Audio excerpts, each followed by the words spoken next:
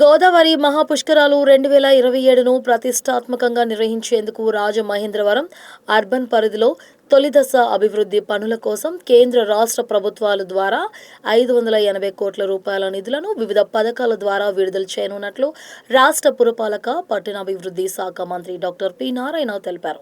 రాజమహేంద్రవరం నగరపాలక సంస్థ కార్యాలయంలోని పీజీఆర్ఎస్ హాల్లో గోదావరి మహాపుష్కరాల నిర్వహణ, చేపట్టాల్సిన అభివృద్ధి పనులు, నగర మౌలిక సదుపాయాలపై MP Daggubati Purandeswari, municipal administrative commissioner P Sampath Kumar, collector Keerthi Chekuri, joint collector Y Megha Swaroop, municipal commissioner Rahul Meena, ఎమ్మెల్యేలు గోరెంట్ల బుచ్చయ్య చౌదరి, ఆదిరెడ్డి శ్రీనివాసులతో కలిసి మంత్రి సమీక్ష నిర్వహించారు. అనంతరం పాత్రికేయుల సమావేశంలో పాల్గొన్నారు. ఈ సందర్భంగా రాష్ట్ర పురపాలక పట్టణాభివృద్ధి శాఖ మంత్రి పొంగూరు నారాయణ మాట్లాడుతూ గోదావరి మహాపుష్కరాలు 2027 ఏర్పాట్లు, మౌలిక సదుపాయాల అభివృద్ధి, వివిధ శాఖల పనుల పురోగతిపై ప్రజాప్రతినిధులు, ఉన్నతాధికారులతో సమీక్ష నిర్వహించామన్నారు.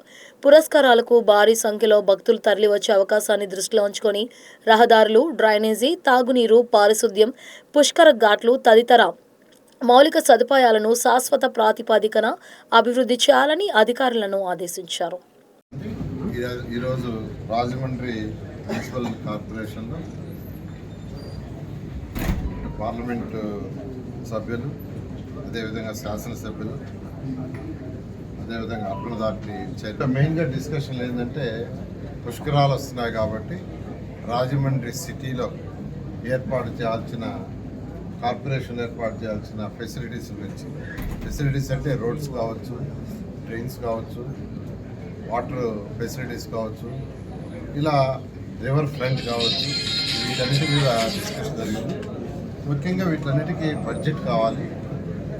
అయితే బడ్జెట్కి సంబంధించి గవర్నర్ ముఖ్యమంత్రి గారితో డిస్కస్ చేయడం జరిగింది. వారు డిఫరెంట్ ప్రాజెక్ట్స్ కింద ఇంతవరకు దాదాపు 580 కోట్లు వర్క్ చేసుకునేటట్టుగా వారు పర్మిషన్ ఇవ్వడం జరిగింది. అది యూసీఎఫ్ కింద కానీ, అర్బన్ ఛాలెంజ్ ఫండ్ కింద కానీ, యుఐడిఎఫ్ కానీ, అర్బన్ ఇన్ఫ్రాస్ట్రక్చర్ డెవలప్మెంట్ కింద కానీ, యాన్యుటీ మోడల్ కానీ, వీటన్నిటి మీద కలిపి యాక్చువల్గా దాదాపు 580 కోట్ల వరకు వర్క్స్ స్టార్ట్ చేయమని వారు ఆదేశించారు. దాన్ని ఈరోజు యాక్చువల్గా నేను ఈరోజు అధికారులతో శాసనసభ్యులతో కూర్చొని డిస్కస్ చేశాను. దాని మీద కమిషనర్ గారికి ఇన్స్ట్రక్ట్ ఇచ్చాం. ఏదైతే ఇద్దరుగా ప్లాన్ చేసుకొని ఉన్నారో వాటన్నిటిని 580 క్రోర్స్కి వర్కౌట్ చేసి స్టేజ్ 1 తర్వాత ఫర్దర్గా కేంద్ర ప్రభుత్వం మళ్ళా ఇచ్చినప్పుడు కొంత వస్తుంది, రాష్ట్ర ప్రభుత్వం కూడా వీలు చూసుకొని కొంత ఇవ్వటం జరుగుతుంది.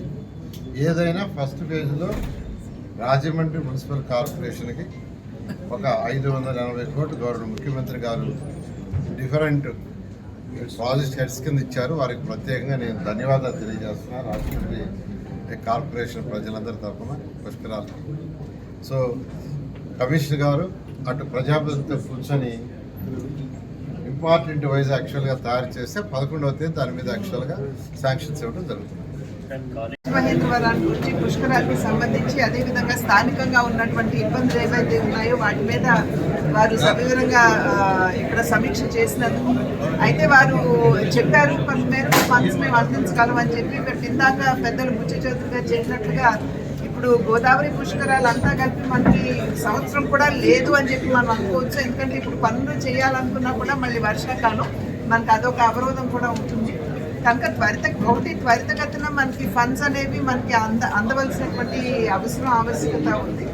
దానికి తోడుగా ఏదైతే ఇప్పుడు వారు అన్ని చోట్ల కూడా ఆర్థికంగా రాష్ట్రం ఇబ్బందుల్లో ఉన్నటువంటి సందర్భంలో వీలైనంత వరకు ఎక్కడి నుండి వనరులు మనం సమకూర్చుకోగలము ఆ విషయాలన్నీ కూడా సమీక్షించి వారు కొంతవరకు వనరులు వారు మనకు అందివ్వడానికి సన్నద్ధంగా ఉన్నారు. అయితే ఇవి ఖచ్చితంగా మనం ఏదైతే ఏ స్థాయిలో అయితే మనం ఇక్కడ పనులు చేయాలనుకుంటున్నామో దానికి ఒకంత కొరతగానే ఉంటుంది. కాబట్టి వాటిని మరింతగా పెంచమని చెప్పి వారికి విన్నవించడం జరిగింది.